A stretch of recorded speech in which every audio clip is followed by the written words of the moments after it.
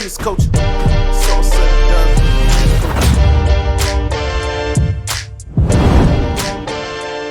What's going on, y'all? Welcome to another episode of Who's Hiring, cultural commentary for the creatively employed. It's just JJ. Today we got with us Diamond Durant, Jay Duce, Amani is Faith, Rez with the little eye. You feel me? Can y'all introduce yourself? Let's start with Diamond. Hi, I am Diamond, creative director and curator. Jay. Yo, it's Jay Duce, aka your podcaster's favorite podcaster, aka Mr. Prolific, aka he's him, aka if I do say so myself. And thank you, it's your boy, him saying shout out to the year. I ain't gonna tell y'all, I'm at that point in life, I can't tell y'all the year, but you know what I'm saying, shout out to another year of life. Period. Appreciate it, and on to the next. Jay always got cool things to say. Like, shout out to the fact that, like, you know what I'm saying? He always got cool things to say. Podcaster's favorite podcast. Money. I love that one. Hey y'all, it's Imani, the backbone, the brain behind all this. I'm happy to be here. Let's go. We forgot the rules already. All right, Rez. Bleep. Yeah, Riz, icon about 25, educator, you know, just making things happen, doing it the iconic way. What's up? Thorough. Let's check in. He So, be undercutting it. He got more access than the access. Like, cuz got access. that's about to be his NBA nickname, the Access. The access. The access. Okay, I like that. You know what I'm saying? Bro, Finessing the Brad. system.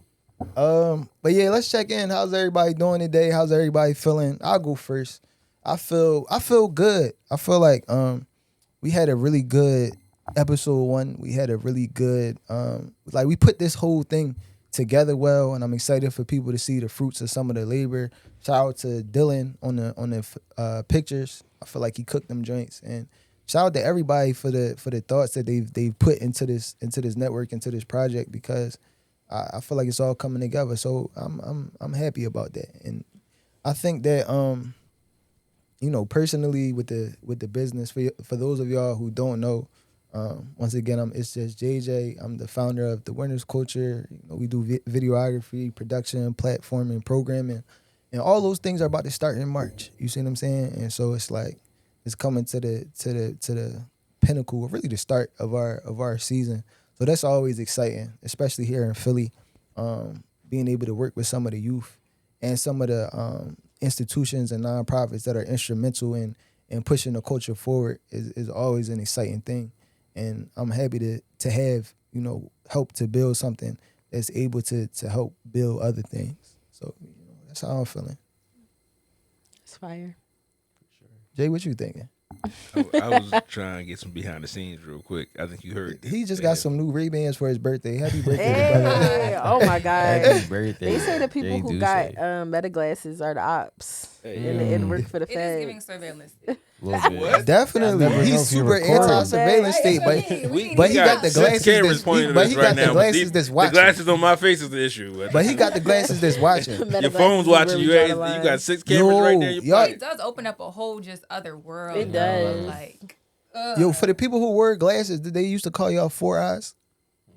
I never got that. Yeah, me either. No, but this is the first time where it's actually 4 eyes, because it's your eyes and then something recording, so it's another set of eyes for real. Like, you feel what I'm saying? Very true. You That's got deep crazy. there, We you know what I'm really, saying? Right. we really in 2026. Are we the minority? Are we we don't wear glasses? We got 2020. Yeah, that's crazy. I think so. Yeah. I think so. And every day you got to find something to be grateful for. And you know, that's my goal in life. Like, start the day and end the day with gratitude. Definitely. You know, Jay, check in. I'm here, guys. You know what I'm saying? There we go.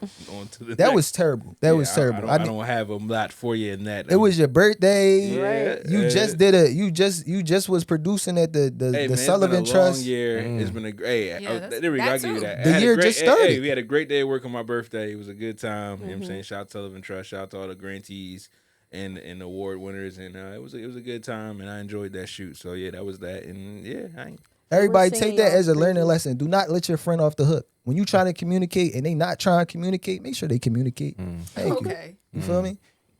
Monty, let's check in. I'm feeling good. I feel like life is so full speed. Sometimes you don't really even all the way know how you're doing. You just know that you are doing. Mm-hmm. So that's a little bit where I'm at, but I am full of gratitude. Like you start your day, you end your day with gratitude. Like I make a practice of doing that because it is a lot going on. But like a few years ago, my life didn't have any of this in it at all. And I felt very confined. We was just talking about teaching. I felt very like one lane, doing one thing, which was cool, and I enjoyed it. But now my life is full of so many other things that keeps me busy. So I'm tired from that. I feel busy from that, but I'm also grateful that my life is full of it. So that's how I feel. I love that. Fire. F. Riz.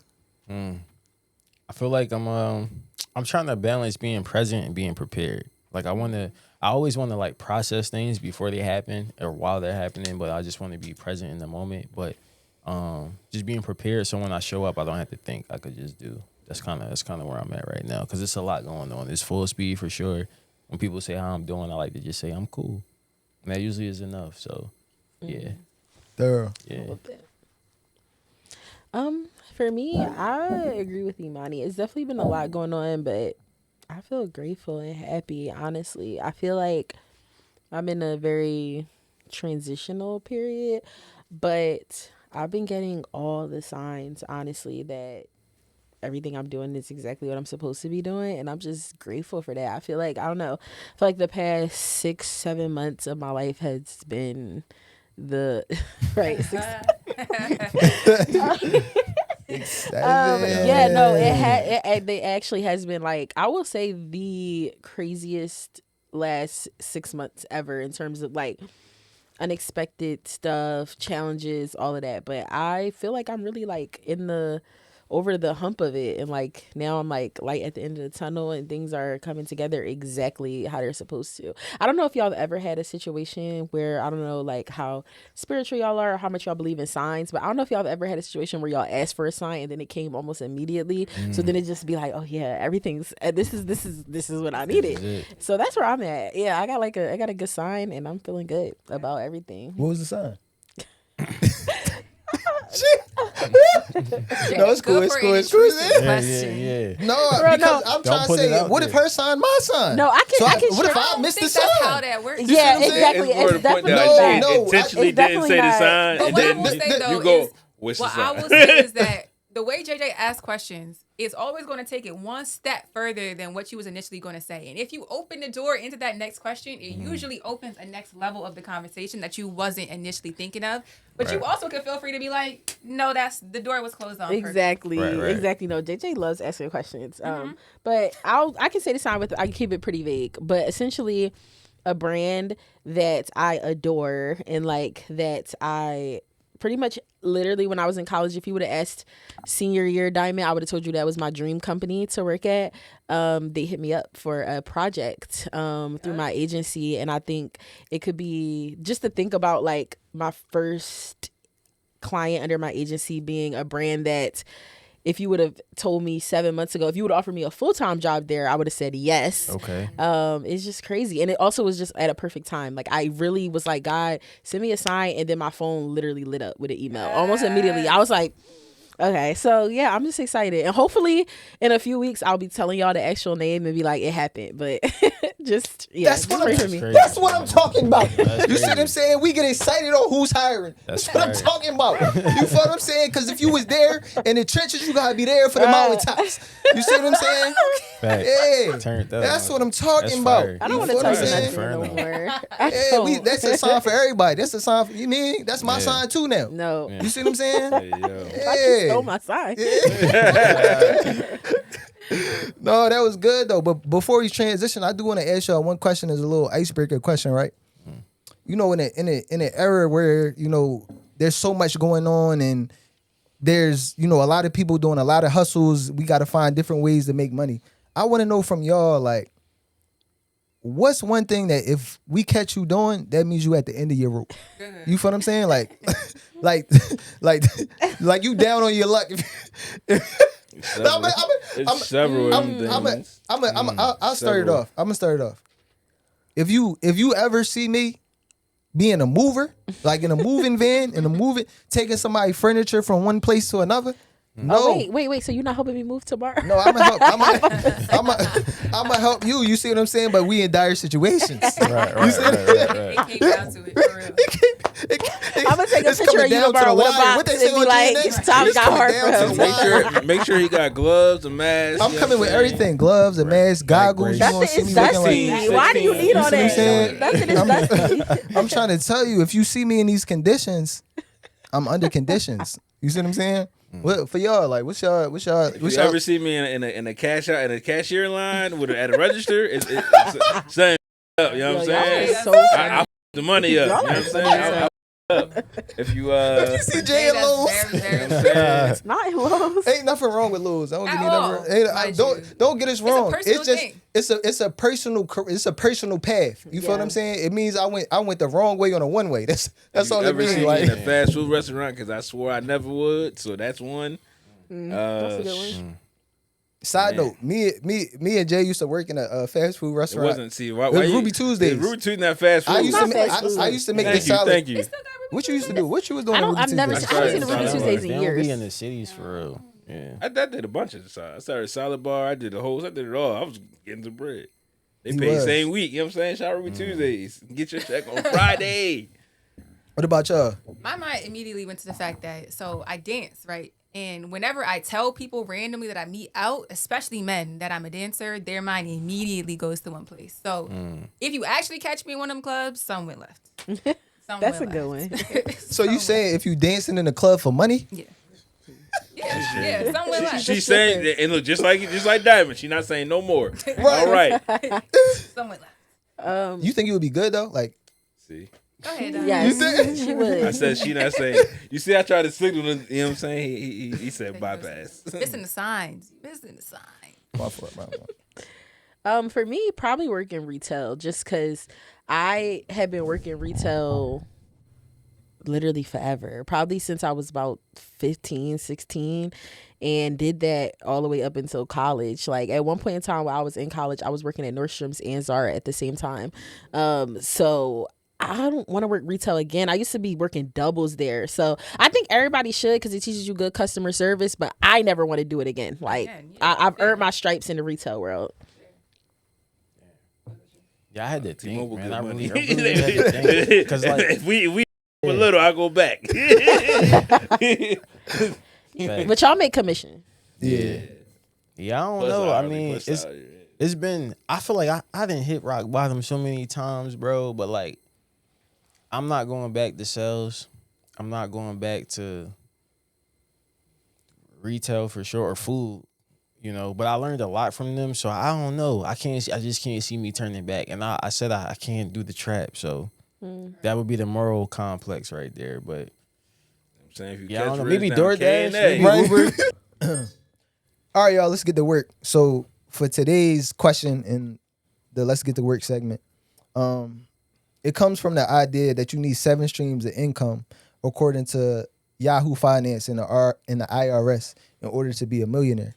The 7 streams include earned income, which is money that you trade your time for, profit income, which is money that comes from owning a business, interest income, which is money that's earned from lending money, dividend income, which is money from owning shares in companies that pay dividends, rental income, which is money from assets people pay to use, capital gains, which is money earned when you sell something for more than what you bought it for, and royalties / licensing income, which is money from intellectual properties such as books, music, or courses.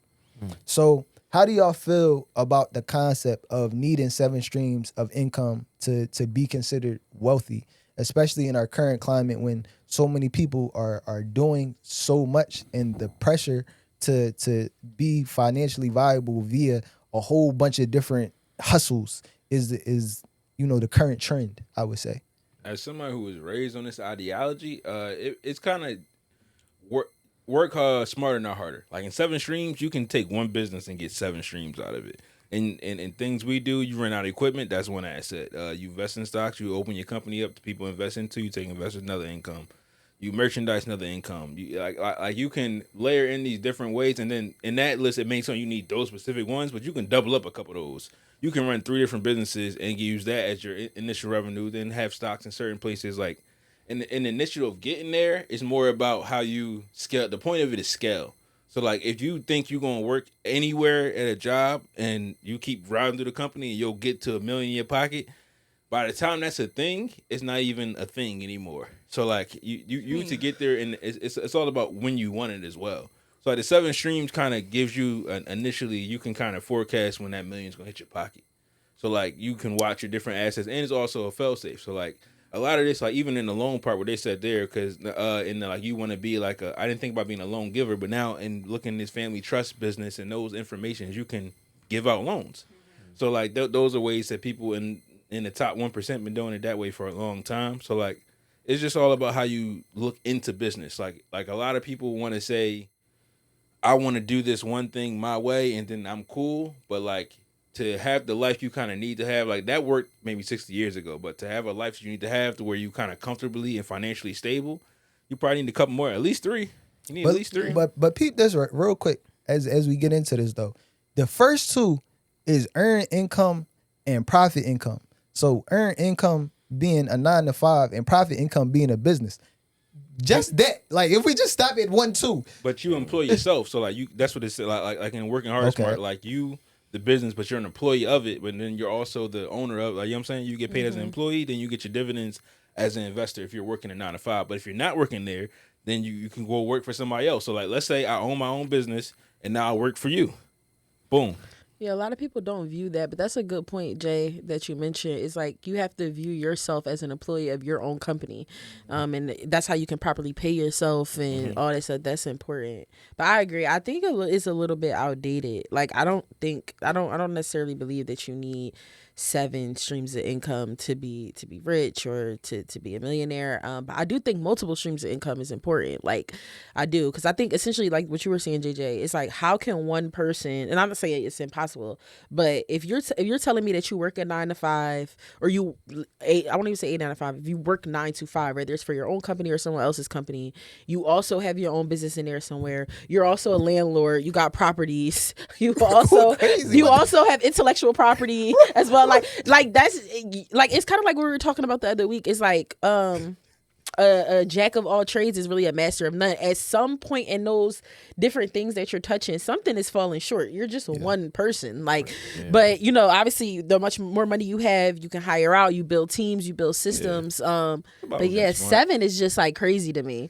But I think you should expand and have multiple streams. And I think the biggest thing is that they should make sense. Like that's my biggest thing. That's why I think you hear a lot of people always say like, we don't need any more celebrity beauty brands, because all the celebrities are like, you see like Tracee Ellis Ross, Taraji P. Henson, SZA, Beyonce, Rihanna, they all have their own beauty brands, and we're like, we don't want that. Like, we don't want that, but we want it when it makes sense. Like, for example, Cardi B, they sell, so yeah, but like, but when it makes sense, because like, for example, Cardi B, someone who has since the beginning of time, Cardi B has been going viral for her hair. That's like a known thing. Like her hair is dumb long. She wears wigs, but her hair is like down her back. I want a hair care line from Cardi B. That's someone who I'm like, what you using on your hair? Because your hair be growing. I don't know if I necessarily want a hair care line from, I don't know if I necessarily needed a hair care line from Beyonce. I'm just saying, don't eat me up, but I just don't. I hear that be working though. So hey. Yeah, okay. But I heard it is figure out the good. formula, then you know what I'm saying? It is very, very, very good. Very, very good. So yeah, I love when people have multiple streams of income and it makes sense. I think Tracee Ellis Ross is another one. And also Rihanna does it best. Like I think Rihanna, all her different avenues, I think they all make sense for her. It's all about your scale. Like Rihanna, and once you get to a certain point, you kind of pay people to do half these things for you. Yeah. So like it's not you managing it, like you, especially the property part, because like for people today, especially like me and JJ know somebody, I know somebody cousin JJ that did the property game pretty much. He told you what he was doing and did it exactly. Not hard at all. Like cleared his just again, it's about the capital. Again, a lot of this is you got to make money to be able to even afford to have these conversations.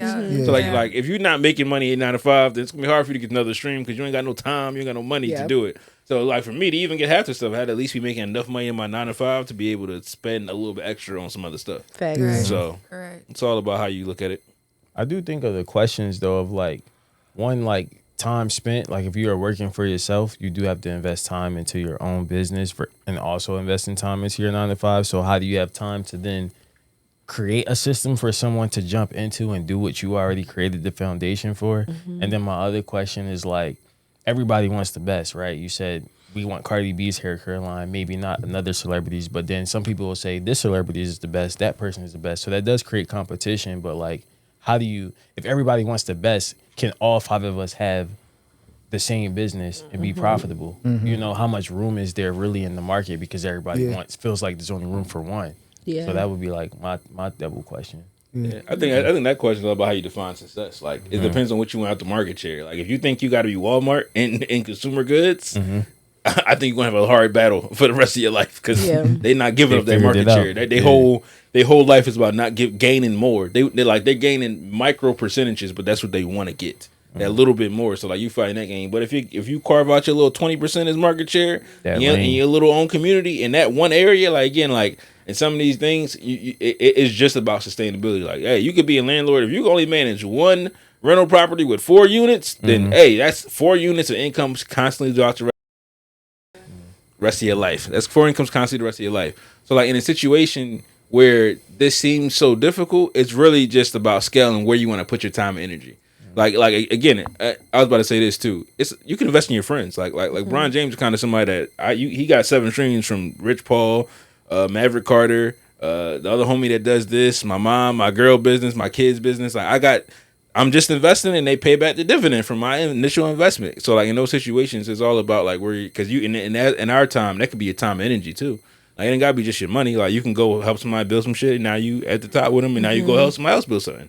It's all about how you view your time. I think to everybody's point, the notion that you could have 7 streams and not have community or not have a team, I think is what's going to, be the detriment or the burnout of anybody attempting to do that. And all the people that I've seen do it in an unsuccessful manner didn't lean into the fact, like Riz was saying, like, how do you, like, you kind of need community in order to serve the need, because now your community is feeling the need and you feeling the need for them. You got a place to fit into. You're not trying to fit into the global landscape of whatever's happening. You understand the need of a specific place, and then you fill that, and then you work with some other people to do something broader. Because I personally, as a person that's currently in the profit income in the real estate,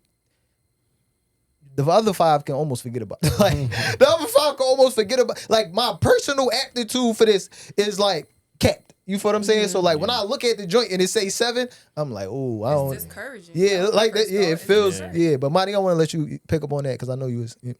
Yeah, I don't know. I feel like that the 7 thing definitely feels discouraging as a regular average person, because you're like, if you've devoted yourself to trying to become profitable in any single one of those streams, you understand how much work goes into any of it. So someone said in the conversation earlier that like, this is a conversation for a certain tax bracket. We're talking about 7, we're talking about a whole different thing. And then Jay, you said the idea that like, this is really about how you define success, how you decide that you want to allocate your time and your effort and your resources. And I feel like that's really like at base of the conversation, the question of like, what do you think about the idea? It really comes down to how much of your life do you want to devote to making money? Making money. That's a great point. Because the idea that you in order to be financially stable or viable, you need to have a certain amount, and that amount is more than what our parents needed, correct?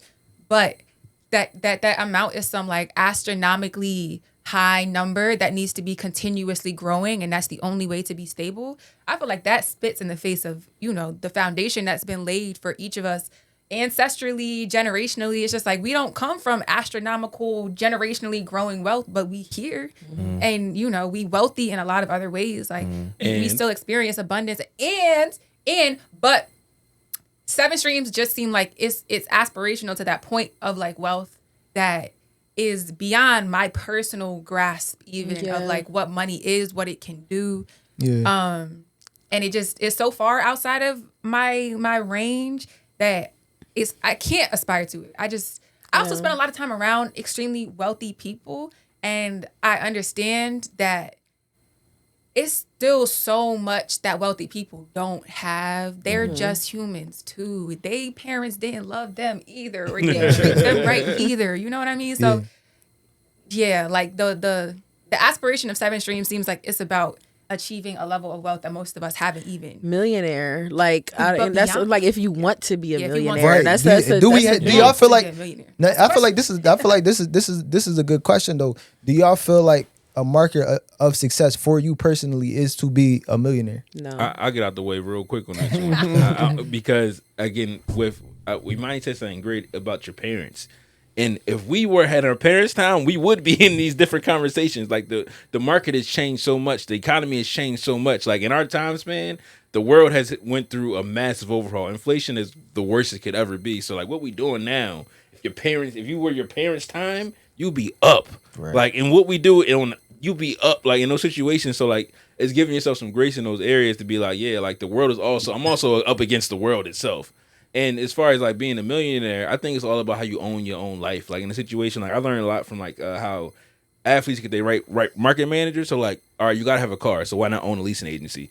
Like you gotta eat, so why not own the grocery store you get it at? Like again, Shaq's method, like these different things. Like you interact with so much. Why not you be the person that owns it instead of the person just paying for it? Because in a situation, you don't gotta be day to day. Like I just bought it, you keep running how you run. Shaq's method is that's a good answer, great but method. you didn't answer the question. Yeah. I mean, in today's economy, to live the life I want to live, you got to make $1 million. So being a millionaire is a marker of success to you. Yeah. Okay. Yeah, because I'm living But I comfortably. wanted Okay. to jump in on that though, because so the like, you want to lease a car from there, so why not own the leasing agency? Or you want to buy your groceries, so why not buy the grocery store? Like I have two instincts, and one is to be like, yeah, like you understand how this whole thing works, this whole American capitalist game works, and so that's your piece of it is to own it.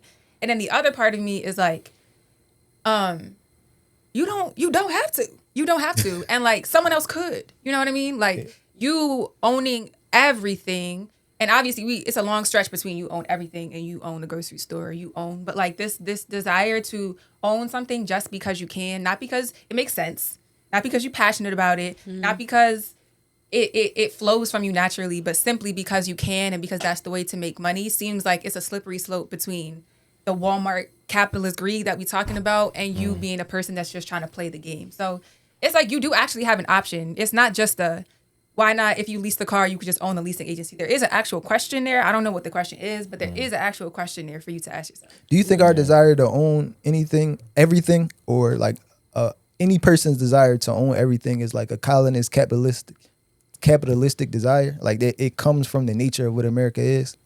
I feel like for me, it's like morals. Like I definitely want $1 million, like for sure. But like, do I need it through broadness or can I get it through depth? Like, can I master what I'm doing and become great at my niche, and then people will resonate with that and that'll compound. You know what I'm saying? So I think I could do that. And then once I hit $1 million, if I do own a restaurant or a marketing agency, it's not to then compound interest. That's where my morals kick in, or they're always there. And like, I wanted to split it, to share it, to make it easier for other people to gain access. And that's not necessarily how capitalism works. But I think you gotta have a blend between the capitalism and socialism. You gotta want for the people, and if you're gonna preach for the people, then once you get it, you gotta be for the people. But a lot of times people kind of get there and they're like, nah, I gotta keep going and capitalize on everything. And now we don't believe in our leaders, or that's another topic. But just believing in people that's like said you was for the people, then you gotta stay for the people. So That's very real. Diamond, Yeah, what you gotta about have a cap. what about you? Is being a millionaire a marker of success to you? No, I always say this. I think I said this on another episode, but I'm not a money motivated person. So I would never be chasing a specific number in my head. Obviously, I want to be wealthy and successful and like have all the things. If not for me, then my kids and people who come after me. But I am more motivated by passions and interests and stuff like that. And then like making money on top of that would be nice. But yeah, I feel like I try not to be too money driven, because then I think people can feel that a lot of times, and I feel like your compass will always be off, like because you're just trying to get money. So yeah, I feel like for me, my markers of success is like, I think very similar to what Riz was saying, like the depth of it. Like as much as like I do understand you need multiple streams of income, like in my head, as delusional as it is, I'm like, I'm going to be rich off my ideas. Like, I don't know what that number is or what that benchmark is, but I just know I'm going to be rich off my ideas eventually. I guess I can answer the question too. I don't think I did. So for me, like $1 million as a marker of success, I think it is a marker of success, but only because of how much like I divide the pie up, how much I break it down. And so like being able to get to a number like that means that, you know, I can give out more opportunities, or I could be a part of more things and things like that. But it's certainly like this journey, this money journey certainly has deterred me from the money journey. Like the seeing what people who chase the dollar have become in their life is something I never aspired to. And it's not everybody, but you know, it's more people than not, because once you get it, then you have to protect it. And so you do things to protect it, and then you do things to get more, and then you making decisions out of a place of necessity or greed instead of places from your heart or the passion that drove you to get there. And I think that's how we've gotten farther from like the love of some of the things we love in the culture when we talk about art and when we talk about music and when we talk about just our community nature, like what the block used to be and stuff like that. Like some of the detriment of the black community is that you get the money and you move out, because now the money has become the goal instead of the need to build a community, and family has become only what's in your house, not your street, not your, you know, the people that surround it.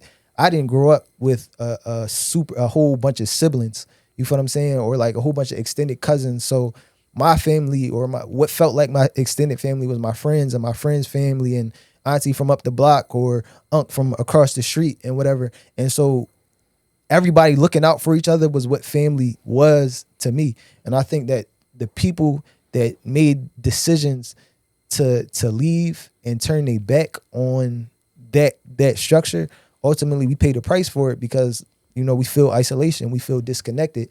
And I think that shows in our art and music and culture. You know, I think it's become clear that some of the passion is being lost, and we're uplifting things purely for the monetary value of the whole thing. You feel what I'm saying? That was well said. Yeah, but I think we can make it a little lighter. Get to the get to the break room now. Monty, can you bring us into the break room segment? Yeah, it's a few things that been on my mind. I feel like it probably connects to some of what we all have been seeing and thinking, but it's this group called Cat's Eye. I made JJ watch this whole documentary series earlier that was like a making a band type show about like what ended up being 5 girls cast from around the world. They were teenage girls. They was probably like 16, 17 at the time, from around the world, forming an international K-pop style group. But it was really like a pop group. And it was made in a style of K-pop. The thing that made it different was that the funder of the show, like the engine behind the show, is this entertainment company called Hybe. And Hybe is already well known for producing massive K-pop groups. I could be wrong, but I think they also had a hand in catapulting One Direction to stardom. So they already have a huge engine behind them. So it was pretty much stamped that like once these 5 girls made the band, they was going to be famous, like global stars. But I remember watching the documentary. It was like maybe last year, and I intentionally did not search anything up about the group, because partly in my head, I'm thinking like, you know, American Idol, The Voice, these type of shows, people don't go nowhere from these shows. So like I was holding it off to see, did they actually succeed in the event of making them superstars? And like right at the moment that I finished the show was the moment that this Gap commercial went viral. I was about to say, that's how I know of them. That's my first like introduction to them. So they filmed this Gap commercial that went super viral because of the choreography. It was like, they're dancers. Part of what they train is not just singing, but like dancing, a little bit of acting. They're like, that's the whole K-pop thing. And they transferred it over. So the commercial went super duper viral, way more than like a regular commercial. And the minute I finished the documentary, I saw the commercial. I saw how viral it went. And then all of a sudden, they at the Grammys, they at festivals all over the world. I was like, oh, it worked. Like it worked. They're mega famous. They're mega famous. They all got like 4 million, 7 million followers. Like they've been a band maybe for like 2 years or something now, but now they're starting to like branch off, have individual followers. Some of them are They making, have like a movie on Netflix. Or, Yep. a set. It's like an animated K-pop Demon Slayers, and they're the What? whole. They're the And whole K-pop Demon soundtrack. Hunters, yes. That's Yeah. crazy. super mega famous. My But nieces it's are crazy obsessed. because the whole premise of the documentary, the reality TV series, was we're turning these people that they weren't all good singers. They not all good singers to this day. But they weren't all good singers. They weren't all good dancers. They weren't celebrities. They don't have an organic friend group. None of that. They literally engineered it. the entire group and then sent it off to the world, and it worked. So I feel like that to me has just made me like real curious about this idea of like just how the industry actually works. You know, everyone knows it, but to see it actually and to see it The so button. She wouldn't know about unashamedly, the button. Yeah. unashamed. They're like, yeah, this is what happened. We gonna show you the behind the scenes, and we're not gonna like hide it. This is a fake thing, but y'all love it. I don't know. It's just so interesting to me. I think Crazy. everybody knows at to a certain degree. I feel like everybody knows that a lot of our stars is manufactured, and I think that was part of the whole thing about the Kendrick and the Drake beef. Like how it came about in the first place is the notion that people was writing for Drake, and hip hop is supposed to be a authentic thing, but you're manufacturing your thing. You know, you bought it in these things too. So I'm not like, you know, I've been around the industry enough. Like I seen it up close, so it's like I'm not surprised at all. I think it's surprising to know that people are surprised that like this be happening, but also I don't know how else. The barrier entry is literally money. Like that's it. So like if you can pay, you can get into places. You can't. I mean, honestly, I think you can buy the love of people as well. Yeah. I think you can buy the love of. That's what's happening. That's what's happening. I think you can buy the love of people as well. What that does to the art and how it you know shapes it or forms it or what it makes people believe about the art is something different. But I really don't know how to feel about it. I'm interested I in what think y'all it's think. math to crazy. me. Like somebody just figure out the perfect equation. They find out, Right. all right, I need to That's- add this much yep. here, this much here, this much here, and it's gonna create this. Yeah, we so need a now, white girl, a now, black now girl, I Asian just put you girl. in that system. That like record labels figure it out. In our age, TV shows figuring out. Like Disney was printing out hits like repeatedly. Yeah. So like Yeah, they was making bangers. so you can't like it's not somebody. So when you see it happen again and again and again, you know it's not somebody guessing. It's somebody that know. Like all right, you got it. You got enough. I can take this, put this here, and all right, boom, ship it off. Let me Yeah. give you another one. So it's all about like again to me, it's about the money you have behind it because a lot of things that we currently see, somebody else made them do it because of money. Like right now, I think is the biggest thing you can go like Netflix Paramount situation. It's all happening because of money. So somebody said I got more money than you and made a whole industry change just now. So like at the end of the day, if you want to play in this entertainment world, it's about the industry. If you want to play with this game, you gotta go. You want to go get somebody money with you. Gotta have That's somebody what they money. do. They go find the person like, all right, the person that just wants to make their money, make more money and more money and more money. They'll come to them. They'll influx this person and then print them out and do it again and again and again. So I mean, they do it with fast food chains. So like, it's something that like capitalism has definitely birthed. But I also think it's all about how you yourself navigate the system because like you can be in capitalist situations but not be the worst employer ever. You cannot be greedy. You cannot be that. You could put every time you buy a business, like Shaq in his case, every time he buy a business, he really just putting somebody in his family in position to make some money. Do you at think? this point? Do you think that like J. Cole selling the CDs out of his trunk is a similar thing? Like you wanna know what manufacturing Ooh. As you, an artist. you manufacturing the feeling. You Like going you to button you not Yeah, it's you manufactured don't need to be nostalgia. selling CDs out your It's Honda. manufactured I nostalgia. disagree. I Yeah. think I think it's marketing. And Yeah. I think it's great marketing actually, and I think it's very much aligned with who J. Cole is. Like I think him building his brand and his rap career off this idea of like this selling CDs out your trunk, and I think something J. Cole has always been a very like college oriented artist. Like he knows that his audience is well now I think his audience has grown up a little bit more, but he knows that he has that college feel that storytelling feel that college students really love and can relate to. And I think it's just amazing marketing for him to be going to these college campuses with little to no security, being face to face with the students, being engaged. Like, I don't even think obviously he doesn't need to be doing this, but I think it's good alignment and good marketing. He can do it all in the sprinter Cardi and B it'd did be it fine. too. Now that I think Yeah, about she it, did the bodega joint. baddies, She and did, everyone yeah. loved it when she did it. It's just niggas got a thing about J. Cole right Yeah. now. I like J. That's Cole. what it I don't is. got no problem with him selling the cities out the back. I mean, it's a real life. When people say it, I think people miss the part about like it being a gimmicky. So like if you drive a Lamborghini Urus in your everyday regular life, but for your tour to sell your records, you go get a Honda that then breaks down, and then you shoot a music video at the mechanic shop when your Honda breaks down. But like, it's a marketing campaign. Like, it's not. I don't because it's a marketing campaign, so it is gimmicky. Like it's We all know produced. it's fake. Cat Yeah. Eye filmed the whole documentary, and we watched it, and people still So, love them. Does it matter that it's fake? I think it's we just saying- as good in the sprinter. Yeah, we saying Depends on who you it ask. Just as doesn't good in matter. the We saying it sprinter, doesn't right? matter You that need it's the fake. artist in resident to tap. Yeah. in. Well, No, I don't my think question. I that- think it's too. I think you You took said it a it's too step fake. too far.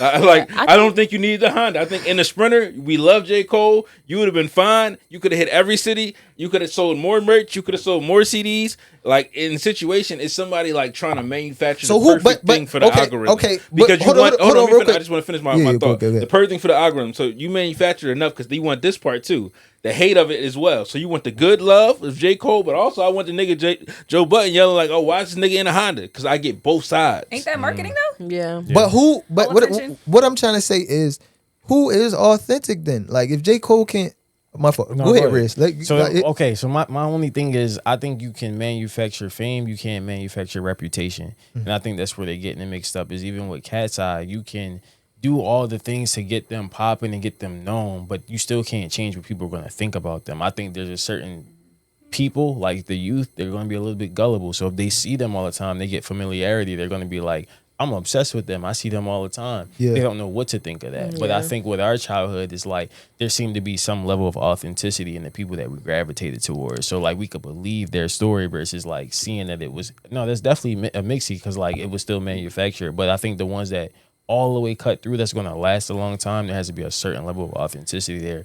I think Cole's thing is great because it's like he started with Dollar in the Dream. Now he's Yeah, going it makes around sense. to the tour. So like it's still aligned with it. Once you get any sort of capitalistic aspect to it, it's gonna feel gimmicky and people are gonna challenge that. Like I agree. Go ahead. I would actually think him going around in a sprinter would be the weird worse. thing. Right, Like, right, because, right, and I think yeah. honestly, what I think of is Doechii, right? Because Doechii, she really blew up off of YouTube for making a cover to Anxiety in her bedroom. When Anxiety actually came out and became the hit that it is, she recreated the video and it had a fake scene, like it was that same Doechii wasn't in her actual bedroom from when she was from when she recorded that song. It was a set. It's a marketing. It's a music video. So they built the set to look like that. Literally, if you go watch the original YouTube video from however many years ago, in the music video, it looks almost like she's literally down to those. Black people, we love a little plastic bin. She had these pink plastic bins stacked up next to her. They literally had them in a music video. Like, it looked like her bedroom. So I think it's almost the same, where it's like she's literally kind of returning back to her roots in her marketing and telling her story just in modern day. But in general, I think this idea of like artists being manufactured and fame being manufactured is not new, right? Like we see it with all the biopics coming out. Like we see it with New Edition's biopic, Roxanne Shante when they did the TLC biopic. It's always, and it'll probably be a similar narrative in Michael Jackson's. But it's always this narrative of like the starving artists, they get signed, they get screwed by the record label, like, or NWA. That's another one where we see literally it'd be the same storyline. All of these biopics from artists from a long time ago, like it's always like they were at the top and then they found out the record label was stealing money from them or doing this or doing that. So I think it's not new, but it also kind of raises the question that a lot of people talk about today is like,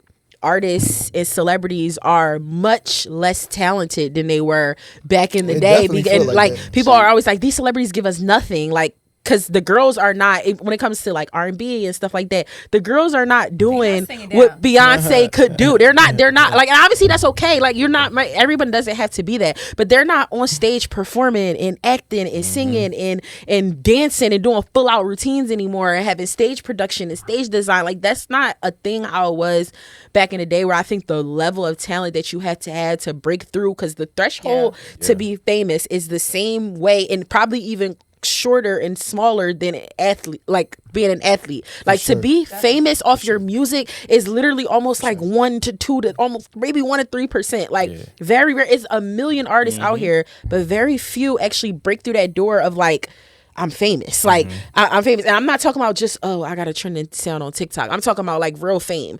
So I think it takes so long to break through that. And I think when you do, it's like, do you have to have the same, like, where is the bar for talent nowadays? Well, yeah, artist development is gone, but also in a sense, I still think all this is hard work. Like, the names you named, even these new names, to Imani's point, is Doc, them girls bust, like, even seeing them around. And even that kid about Demon Hunters is crazy because they're singers and they're actresses. So, like, they it's a whole manufacturing thing going on. The same person that's singing, the same person that's talking. So, like, in a whole situation, I think it's, again, I don't want to, because the injury plant kind of always get put like someone just propped you up and made you perfect. No, you had to really work hard, but you had an engine behind you as well. So, like, in those situations, like, am I mad that the engine exists? Like, in this situation, like, no, because it's all about, like, again, what you put into it, because I think you can make new engines. Like, people do it every day. I think right now, it's, for whatever reason, whatever's driving the engine seems unfortunate, because like, we came up on the mixtape era with Rick Ross and Future and J. Cole and Wale, and like that run, Mac Miller and Wiz Khalifa, and like the diversity, Meek Mills, can't forget Meek, you feel what I'm saying? He was right in there. Like, the diversity of the mixtapes, as well as the quality of the music, as well as the regional sound, as well as like the ability to connect with what was being said. I think there's nothing like that right now. I can't find the way that I was waiting on them Dat Piff drops for so many different people, even though Meek, Meek was my man. Like, that's who I'm clicking first. But I'm also clicking the next 20. Like, literally the next Ace Hood. Like, people that's not even as around no more. Refreshing that Piff page used to be that used to be a real thing. I used to go from Dat Piff to hot new hip hop to hip hop since 1987. Yes. Oh my God. You feel what I'm saying? I'm making my rounds because I'm trying to find where the music at. And because it felt like it truly felt like everybody is hot and everybody is bringing something different to the table. That's what I found artists like Big Crit. I don't know if y'all ever listened to Big Crit before, or you feel what I'm saying? Like, it's like he has a super southern, super regional sound. Then go to Kendrick in Section 80, and that's another Currency, Dom Kennedy and Currency. You feel what I'm saying? Like, what are we doing right now? What are we doing right? Like, we got. I love Baby Keem. It's tech. That's all. I love Baby Keem Casino. You feel what I'm saying? I love what he did with that. But if we compare where we at in hip hop and music to what that was, how did we fall so far in such a short period of time? I'll let you go, because y'all be putting so much ownership on us, but still we don't control. It's the machines, but it's also like, I stand by this statement. I think the youth controls everything. I feel like youth moves culture. Like, I firmly believe that. I think, and when I say culture, I mean when it comes to music, fashion, anything. Like, I feel like when the youth say it's hot, it's hot. And by that I mean teenagers and young people. Like, so because they are where record labels target, and because that's what they want. And now that we're all older and we're really not the youth anymore, where they get their music from and what they think is cool is very things that you can dance to, things that are gimmicky, TikTok, like that's like their lane of music now. So when you have people, it was definitely the phones. But that's what I'm saying. Like, somebody made like again with 2 kids right now, I can see how much I'm not gonna let this kid see see YouTube as the other kid. Cause like, I'm a YouTube university. Like, my son is like, he just was coding his own movie off of some app he saw off of one YouTube video. Fire. So like, in a situation, it's a gift and a curse, but also I see like how much it has imprinted on his own personality.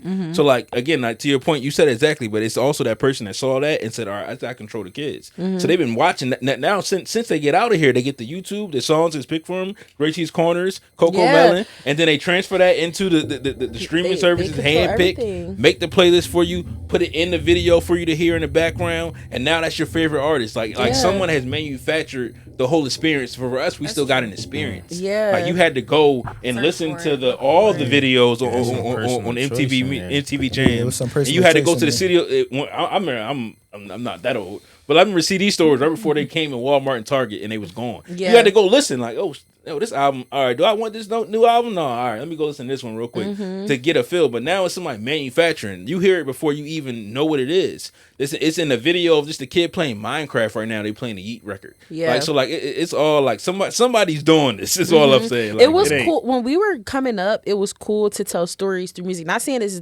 not still, because I think that's what music is for. I think you should be telling stories through your music, but it was really cool. Like Trayvon Martin and Black Lives Matter happened when I was a sophomore in high school.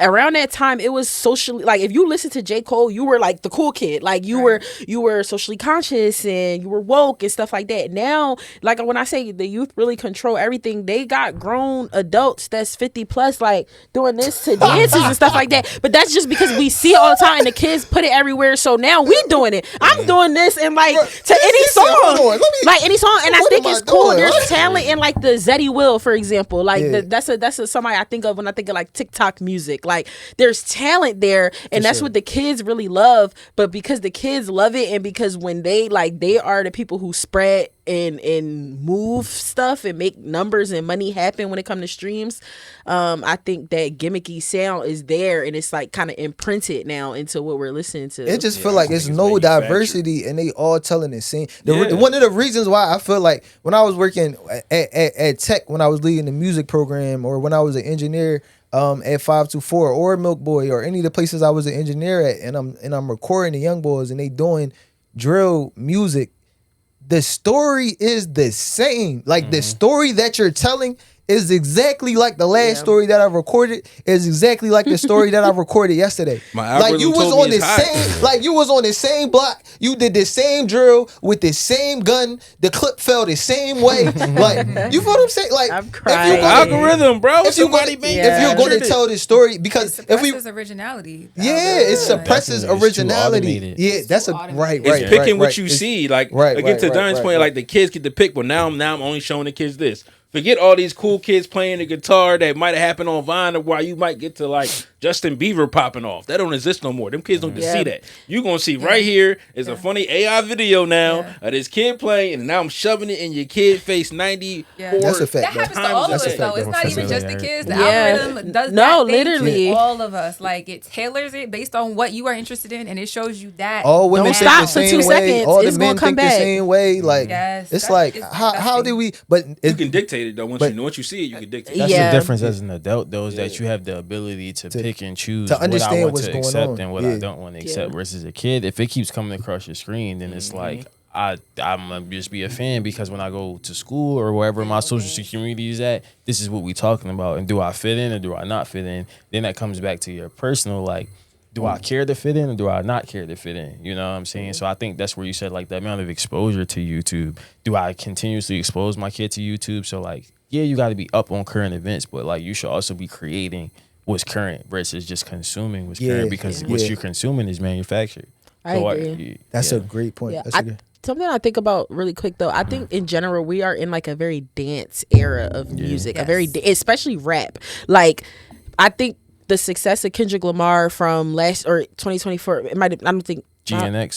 That was 2024. Okay, the success of Kendrick really came out of that being such a album that was really rooted in where he's from, but so dancey. Like almost every track on there you can get up and dance to, and that's why people loved it so much. And even when I thought the baby was canceled, everybody was like, yeah, we canceling the baby, because like I haven't heard about him in a while, and I have a special love in my heart for people that I've seen grow. Like I remember looking at the baby freestyles being like, oh yeah, he got it. Like I was like, he's hard, and then he kind of like peaked and then went down. But now he dropped that, I know y'all heard the let it cut everywhere. It's like he's back because he made a dance Marketing, record. So I think we just in a dance state of At hip every hop. Hornets game, at every Charlotte game Shout in out the to the front, baby, man. making it. Yeah, I mean, hey, people It's hard. But It's, that's it's, because it's, as a dancer, it's funny because I see the content from the artist, but like dancers driving culture in this way that definitely wasn't Yes. present before. Dancers were backgrounds, props, and sets. Cat's Eye, bringing it back to the beginning of the conversation, their main training is in dance. They're not good singers, but they're all good dancers because dance is selling things right Yeah. now in a super crazy way. So the fact that music is driven by dance makes sense because dance is driving culture in this crazy way that like as an actual dancer, it's really cool watching like dancers in the industry get shine. Like dancers are celebrities now to other dancers, but also there's a whole world of people that are following dancers for their dance art and like propping them up as celebrities. But it is ultimately because dance sells things. Yeah. Like dance is it's visually like engaging. As a dancer out. though, Such is a there good like point. layers of dance of like I mean not every dance got to be deep, but like you got your dance that you just going to do the move to, and I feel like when y'all be having those dance competitions, you do the move, everybody like oh she did the move, but then like you probably also doing some real choreo in there that's like you trying to tell a story before you sure. throw the move in there. So like how does the music affect dance too as now you guys being big influencers? That's a good question. It's interesting because I trained in a company that was really industry focused, meaning that like the company's goal ultimately is to train people that can get on stages behind dancers and like work as dance professionals. And something that we're taught often is that like what you're going to end up doing past the audition on the stage is actually way easier than whatever it is that we're training in here doing, because what the music is going to demand of you, what the artist wants, what the people want, what is actually going to sell and be on stage is a dumbed down version of what it is that you've been training in your whole life. And so that's just kind of like a accepted fact of dance, is that the opportunity that like gets you on the stage is the thing that you wait in and praying and everything for, but it's not the most moving thing you've ever done. It's not the most technically difficult thing you've ever done. But at the same time, that'd be the big opportunity. Like, what's his face at the Super Bowl? Benito Bowl. Like the dancers were the freaking Rihanna. was At scary. the It was dancers are the performance. But even back to Beyonce and Kendrick. But I mean, Yeah, to the point of it being cultured and because it always, to me right now, we're at the point of when something new, how it pop and it'll run for a while. So like TikTok popping, the dancers did it.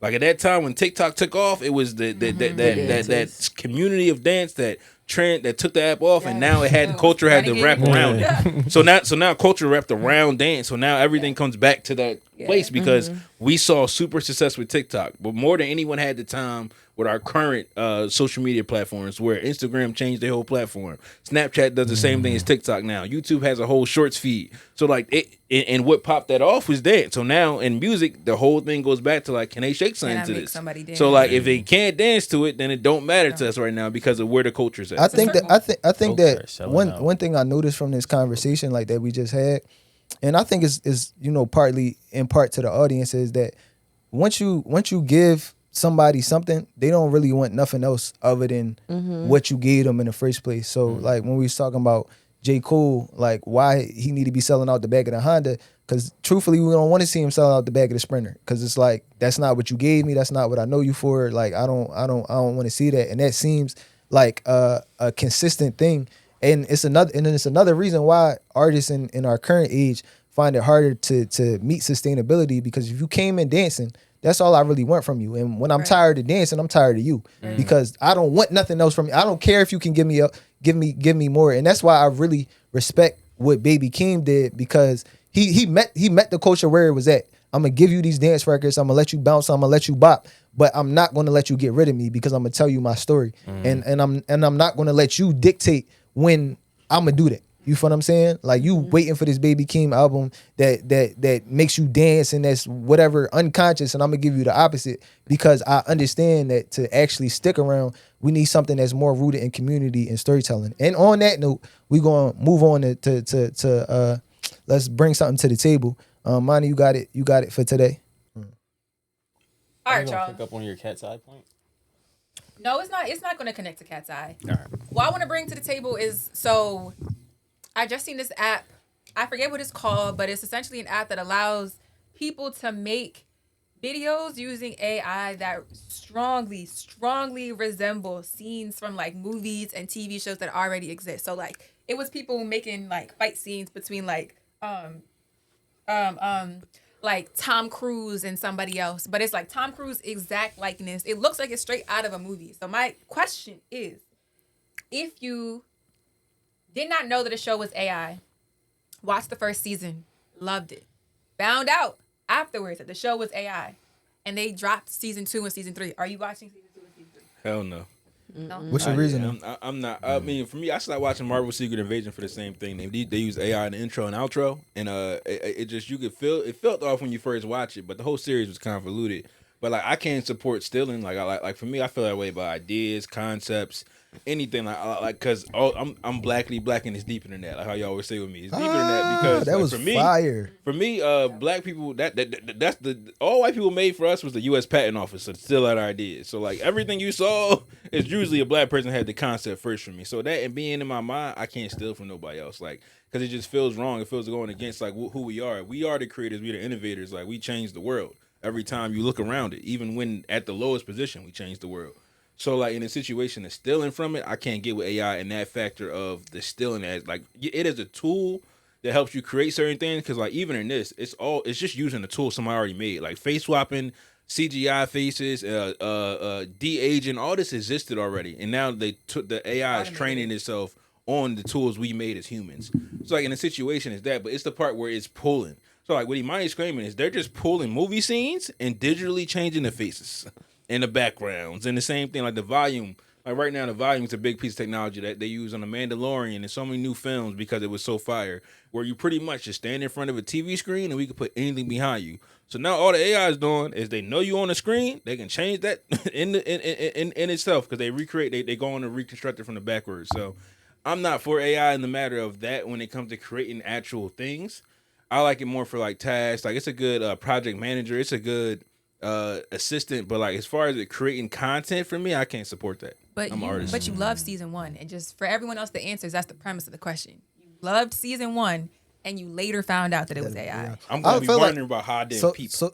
I feel like I would be disappointed. I would be disappointed if any of my art that I love was AI, just because something about art feels like it's a human connection. Even when I look at previous art, like when I listen to an old record or watch an old movie or look at old painting, it feel like this is a story of somebody and this came from somewhere. And I don't know, this is all these things that going, y'all know how I be thinking, like just all these different ways. Like, yo, what was he thinking? What was life like? What played into this creation?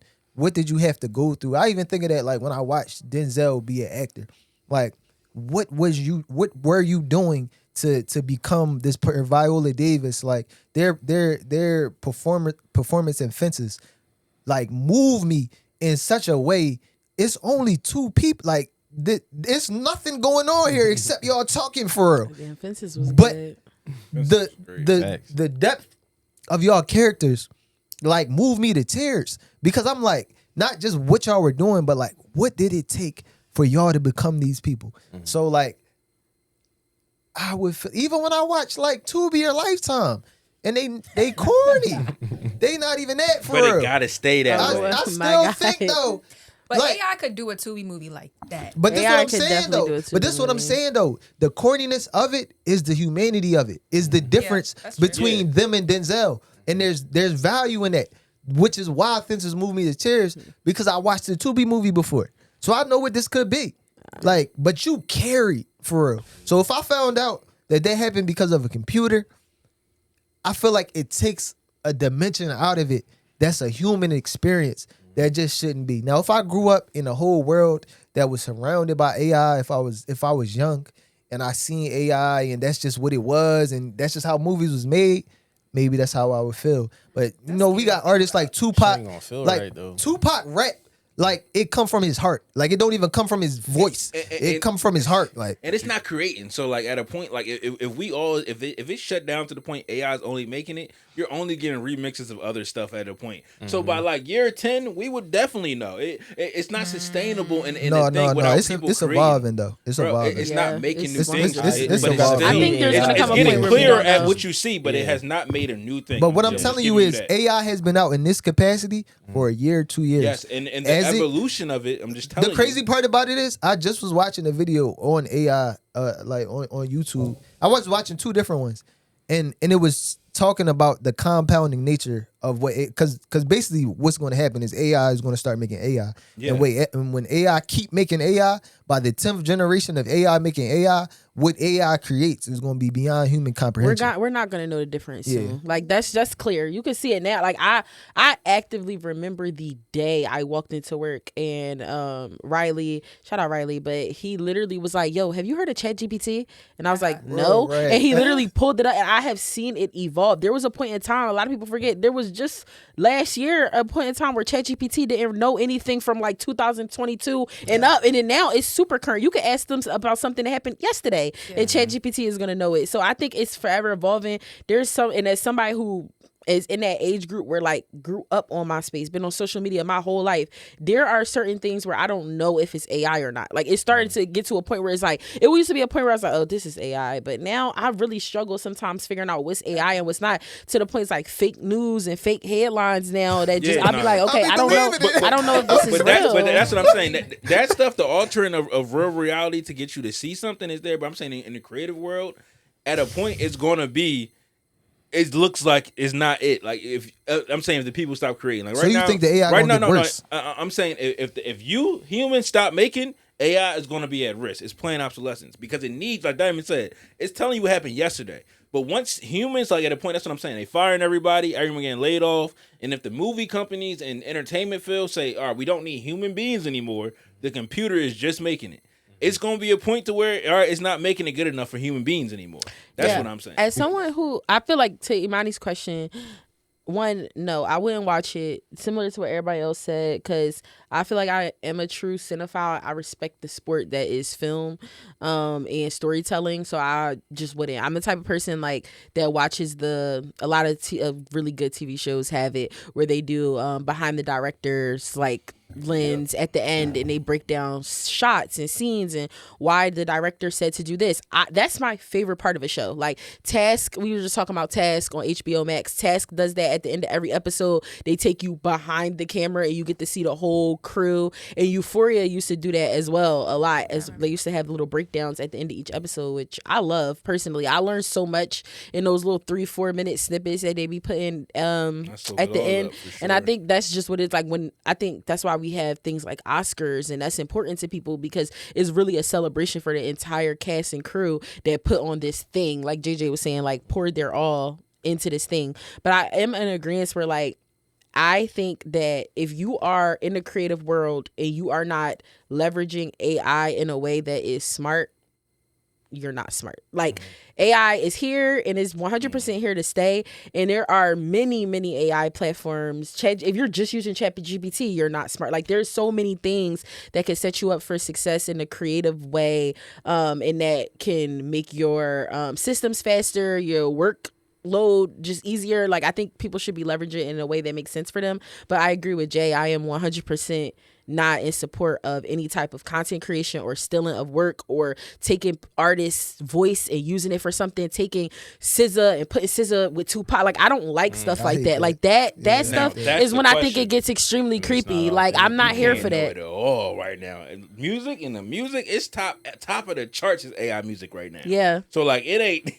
That's where it's like in a visual, it's gonna get hard. But like the voice, they just taking R. Kelly songwriting and Queen Latifah like they going crazy and just making things, and people are consuming it now. But that starts with the automation thing that we talked about earlier, where people fall in love with the automation and not the authenticity. So now you're just getting automation on another scale of like, we just seen what happened yesterday. We gonna remanufacture that because I don't think the robot can never be ahead of the human. And what people are trying to do is make it seem like the robot can replace the person, but you can never guess what a human is gonna do, and that's why we're like the ultimate creators. Music is hard. You know what I'm saying? Because music is hard. Like I could just make a decision just because I want to. Robots is gonna follow an algorithm, and if you start replacing that with like what we can create, then why do we need humans? And that's But the you case, have to the struggle robots are on gonna him right create. now. Like, it's somebody that feel like it's a boom of black creativity. Like, it's somebody that feels like these things are moving to our coast to create.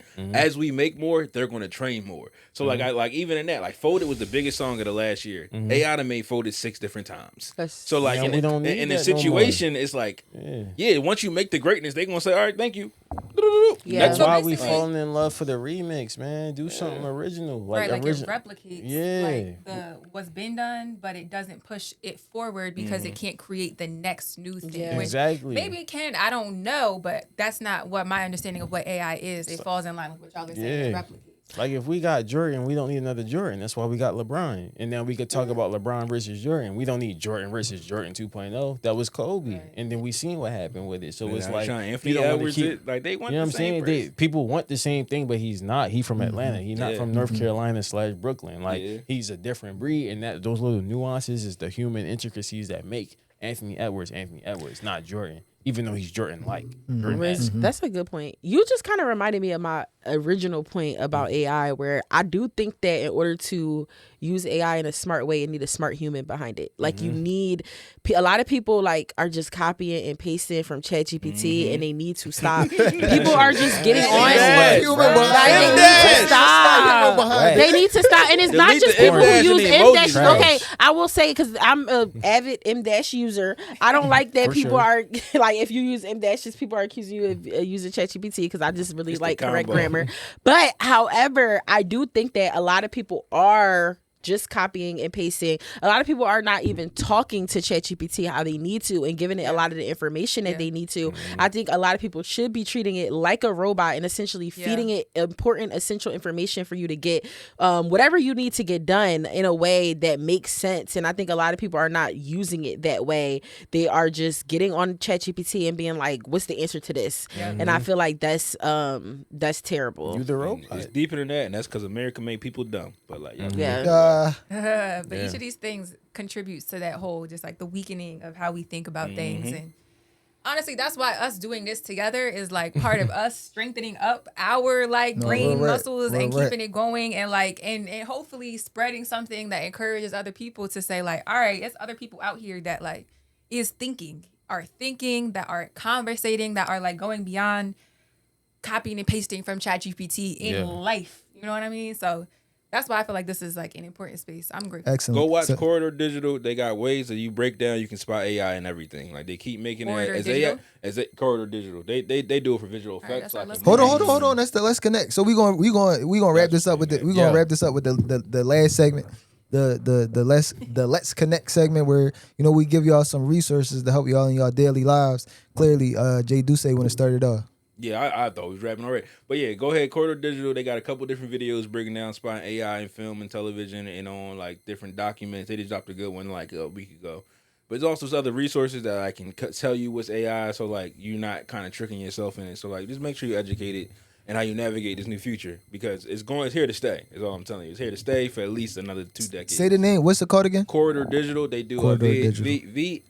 VFX Artists React. They do like they big series for that. They get everybody on the couch.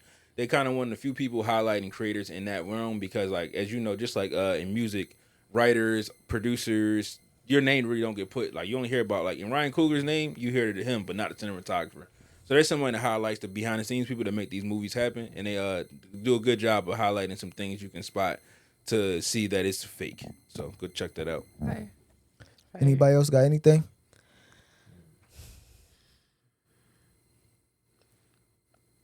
No. Cool. So there you have it. I appreciate y'all for rocking with us. Another episode of Who's Hiring. Like, comment, subscribe on YouTube. The Winners Culture everywhere. Thank y'all for rocking with the Winners Culture Network, and we'll see you on the next one. Get episode 1 on Patreon. Sure. Tap in.